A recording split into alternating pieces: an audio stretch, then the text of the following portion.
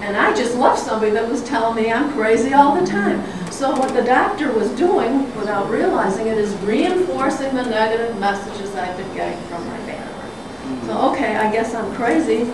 I might as well go back to him. But what was happening is I was having what we call physiological consequences from anxiety. But he didn't explain it to me that way. You know, the message I get is, you're crazy.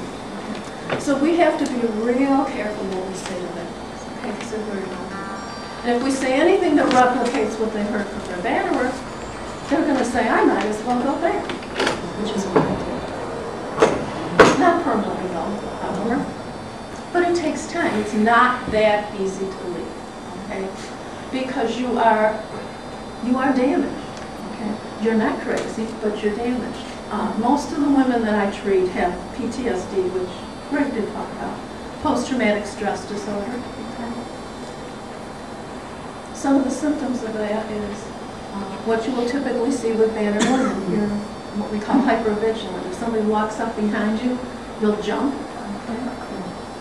Very anxious, okay, watching every move that somebody makes, having nightmares of the abuse, having flashbacks of the abuse, having what we call intrusive thoughts, where you'll be doing the dishes and all of a sudden you'll start replaying some abusive episode in your mind.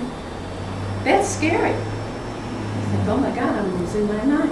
Again, he must be right, I'm crazy. There's also a fear of women to get help, because if they are prescribed an antidepressant or some type of an anti-anxiety agent, they'll say, he can use this against me in court and take the kids away. Okay? That's a common fear. But it doesn't mean you're crazy. Okay? It means that you have anxiety, which is a logical outcome of the way you are living. And I'll say one thing about PTSD, and then I'm not going to go for it, but typically when we say post-traumatic stress disorder, people think about combat veterans, okay?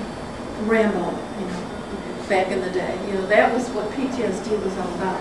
However, more women are diagnosed with PTSD than men from personal trauma experiences such as rape and domestic violence. And it is not a psychosis, it's an anxiety disorder. So you are not crazy. And I tell the women, there's not something wrong with you, there's something wrong with what happened to you. You can't give somebody PTSD, you can't inherit it, you can't catch it like the flu. The only way you can get it is to have experienced a horrible event that no one should have to live with. And as a result of that, you have this anxiety disorder. You are not crazy, and you can get better. But I think one of the common reasons women don't want to get help is because they think that if they go to the doctor and they are prescribed something for their nerves, as they say, that it will be used against them, or it reinforces the thinking that there's something wrong with them. And that's not true. So we have the court system that can help people. We have medical providers that can help people. But one of the things that I know is very important is the support system. Because you can, somebody can be in Haven House and then they'll hook you up with the Department of Social Services and they'll get you an apartment, okay, and you have food stamps and HEAP and all these benefits, you know, and there you are. You're in this apartment, okay? And where do you go from there, okay? And when they're looking at what we call recidivism rate, in other words, why women go back to their batterers, one of the interesting things we find is it's because lack of a support system. Okay? Because as bad as it was, that abusive scenario was your reality. You know, that was your day-to-day experience. And remember what I said about evolution.